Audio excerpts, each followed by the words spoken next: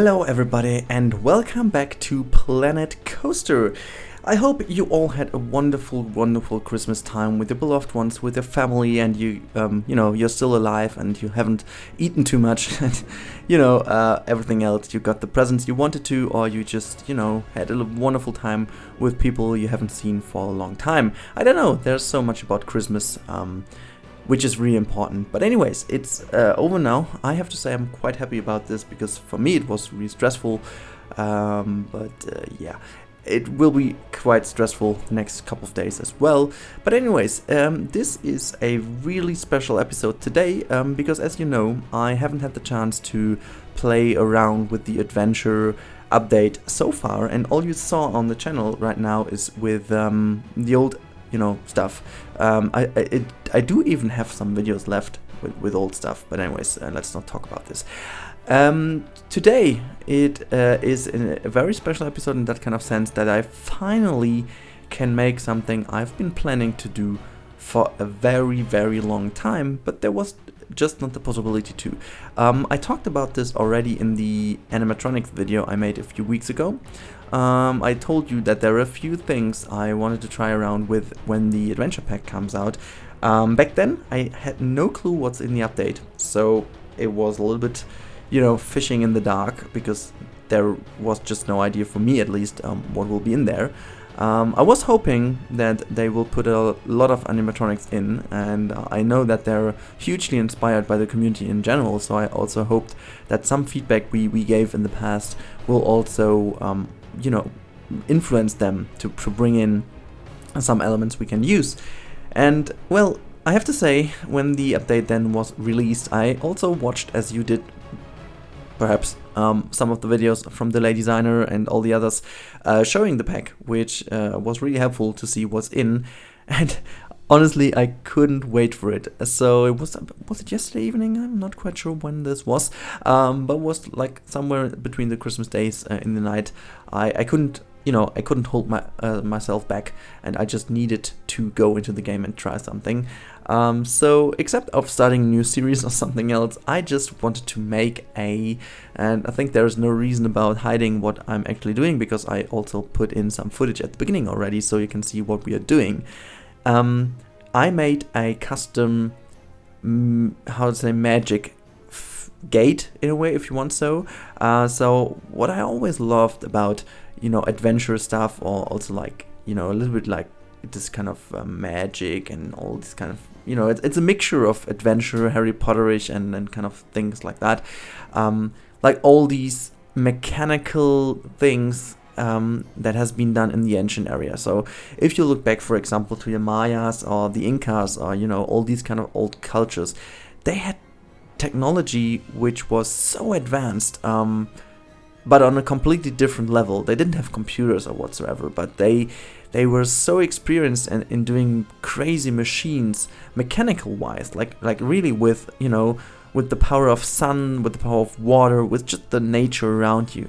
And I wanted to create something which is really down to this, and is also, it's a nice thing, it's a nice blueprint in the end for itself, but it's also, and this is what is really interesting about it, it's also usable for you guys. That's something I really wanted to make sure that you can use it in the end. It looks good, hopefully you like it, and it also has kind of a story behind it. So it's not just, here you go, you've got a door, right? There's something going on before the door opens, and this is not just it's not just some effects slapped together. It's basically, there's a whole story around this, but I'm gonna explain that a little bit more in a real-time section rather than in the time-lapse video, because in time-lapse it's a little bit hard to explain that in detail, because you always have to catch up, you always have to try to be faster than your video, even though you don't know when is what and stuff like that. So let's do it really chilled at the end of the video in the real-time element. Also, there will be a few complaints, so if some of Frontier is listening, Bo, Ed, or wheresoever, please stick with us till the end of the video. I have some recommendations what could be changed, and I do know that I'm not alone with this opinion. I mean, in the good of it, there's also always something to complain about. You know, it's nothing too major, but it would be lovely to talk about that a little bit more. Anyways, that's something for the end of the video. There's not so much more I want to say now for the time-lapse, because everything else will be discussed at the end of the video. But I hope that you like this different approach on the adventure pack.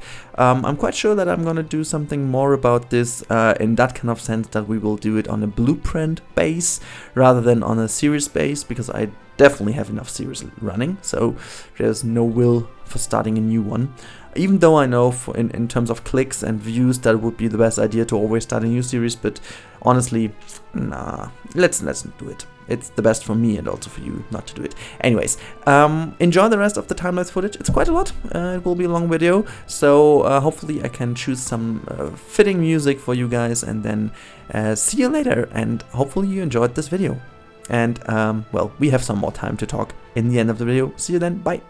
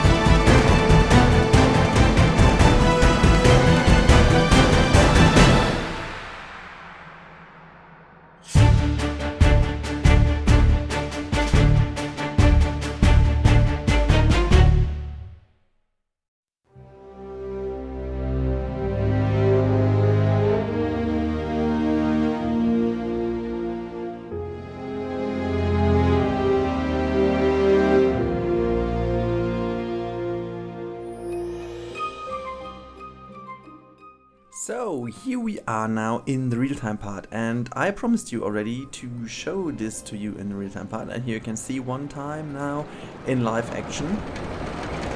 The door opens, coaster goes through, and the gate closes again.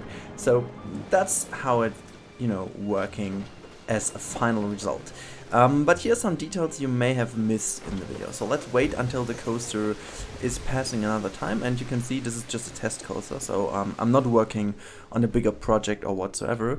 But let me just quickly wait until it hits the trigger point, and as you can see, the trigger point is quite far away. This is something you really have to consider using the door. And wait a second, bam, there we go. I'm just pausing the game to show you. So the first thing that's gonna happen is those lights are going on. So what I imagined about this thing is this will be definitely something which you can place on in a location where you would have, for example, a path running around here. So just imagine you have this little pathway going around underneath the coaster, well, something like that. I don't know, it's just, it's just for the sake of showing you. And you put down some stones underneath here, maybe put some water in, that's it, right? You may even make kind of a seating area over here, that's also something you can consider. So, you do have this area then here. The coaster goes over, you can customize if you want, so I don't know if you need to, but it's a little bit sad that for the coaster you can't see the whole thing, but this is really something you quite often see in a theme park. It's not always just for the coaster riders, it's also for the park itself, it draws the attention to this coaster by having something going on which you can't really see from the coaster, but you can see from the outside, and this is what's going to happen. So now if we hit play again, you can see the lava is going to start running, and we have these little elements from the wall sticking out now. So the lava continues running, and let's pause here again, and these pieces go out again. So it's gonna reveal this little golden thing in here, which does play a role as well. So as you can see, once those are disappeared, this mechanical thing, which is basically a I think it's what is this, a trunk, I guess. It's going down, and once it's going even more down, you can see the lava is going to go higher, and in the same moment as the lava goes higher, you have this lava bowl, which is in this term, it should be like kind of a little thingy, goes up. And once it's on the highest spot and it stops there, the door starts moving, right? And it goes completely open. And now we do have this very moment where the coaster is going through. You see the gate is entirely opened, the lava has reached its highest point, this little thing is going up again. I can see this is sticking out a tiny little bit. This is, I didn't measure that correctly, but I think it's not too bad. And if we hit play again, you can see the coaster is going well through it.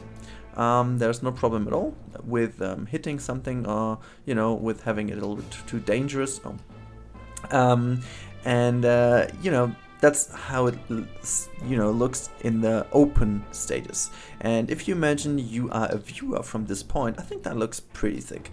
There has been this little waterfall in front, and the coaster seems to go inside the waterfall, and once the coaster goes through, it's completely and entirely open, which I think it's, for the sake of a door, it's pretty handy to be open. But just for the imagination, you sit here and watch the coaster, I think it's a pretty cool element. What you can see then is also that the gate closes quite quickly then again afterwards.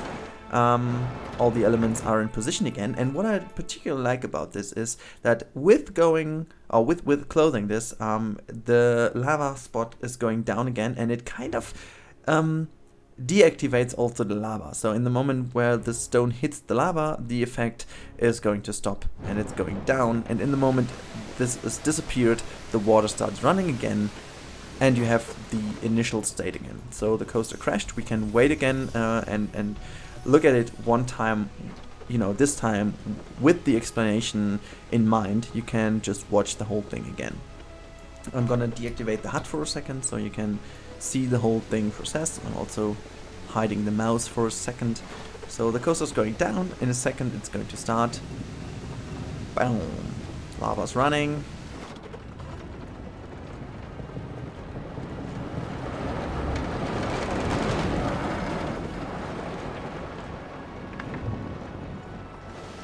I also like, I don't know if you could listen to it or if you could hear it. I tried to make the sound a little bit louder in the post-production. I also like how the mechanical sounds of these people, which are obviously great sounds to be honest, are working. So one more thing now, and I'm gonna pause the game because this is something for you quite hard to see. So I'm gonna delete this for a second. Why can't I select this one? Okay. Well, never mind. Let's go into the building and delete some stuff so I can show you how the mechanics inside do actually work.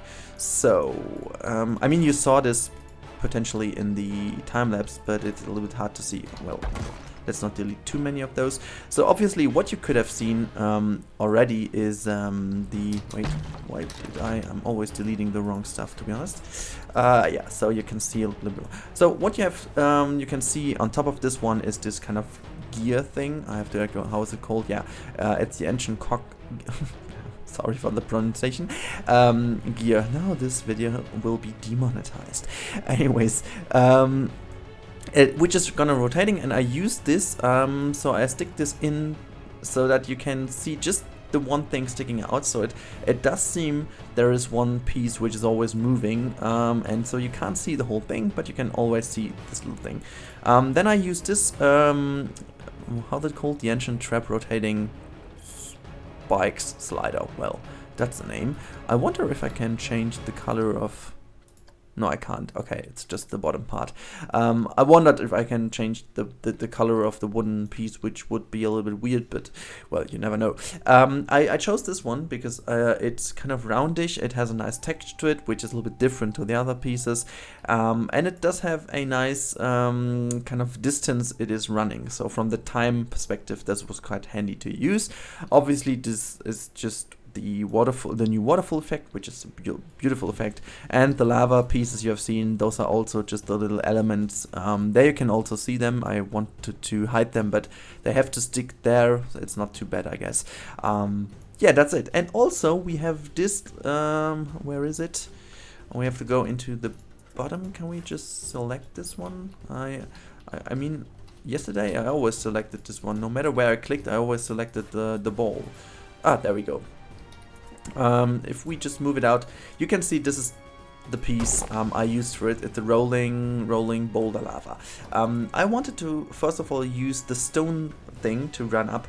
I wanted to have this kind of a little slider, you know, so the slider goes up, and once it's reached the highest position, the door is going to be open, so that you really have the mechanical background, and that there is something going on before the door just opens, right? You know, for me, there has to be something in the backlog that you can say, well, there is something happening before the door opens, and there's also something happening once the door closes. So I didn't just want to do the magic and you don't really know where it's coming from. So that was the basic idea about it. Let's redo everything so I can talk about a little bit more what my problems with this is. So let's hit play again and close the hut for a second. There we go. Is the coaster approaching again? It is. So one thing, let's just watch it again. So water is stopping, these pieces are going down, it's opening, coaster's going through, it's closing. So one thing, the speed of the opening and closing can't be changed, which is a pity, because I want to, and now it's time to go, sorry, that's not what I wanted to do. Now it's time to go into the scenery for a second and go into the animatronics, and let's use this one and this one, for example. So the problem is, first of all, you may have seen that in the time-lapse, I changed this afterwards without recording it. I used this one first because it is smaller and I thought it would fit better, right? The problem is, it is even faster than this one. So if we put them both together next to each other, let's put it that way, and now let's put them both on trigger, please. And we can use this one. I also put that down to, oh no, I didn't want to give me the sequence please, and edit display group, connect those two, confirm. So if we hit play with those two, you can see, tag, boom. It's about a second quicker than this one. Let's watch it again. Come on please, do it. So if you imagine that this area where those pieces are, like exactly this area, right? This is the area which is the door area. So in this area there is something going through, and if you know, rotate that 180 degrees and put it on the other side, you have this square over here which could be the door. If I hit play again, you can see that with this piece over here you have nearly half the size where the time where the doors opened, and with this piece it's a little bit more time where it's opened, but also not that much. What I want to do, which would be absolutely amazing, I can't, if you can see it over here, I can only say when it is going to play, which doesn't help that much for my idea. Or what I also can do is I can here go and change the color, but nothing more. What I want to do is I want to change the speed of the animation. I want to decide when it's going to stop here, how long it's going to stop here, and when it's going back. I know it might be difficult to change the speed of the animation itself, right? I can imagine that this is quite hard because it's one animation they made for especially this piece, which is fine. I don't want to change that. But it would be great if I could only say, okay, play after 1 second, then hold this position for 2 seconds and go back into your position. The speed in between, it's fine the way it is, but just let me decide how long it's gonna be staying here. One other thing I just noticed is, if we, for example, take this piece, the swing time, right? If you use this one, the way it is supposed to be used, the swing time is also relatively short. So if you have a small boat ride or something, you won't actually make it through. So it's always chopping heads, or you use it above their heads, which is nice, but it's maybe not the way you want to have it. It's the same with this piece, to be honest. You can definitely try to make it work if you rotate it slightly. So this is how it could work, right? Then you have the whole time, like these could just work, but if you put it completely flat and normal, it doesn't really work. Same goes with this piece, to be honest. Is it this one? No. No, that's not the one I wanted to show you. Or where is it? Is it this one?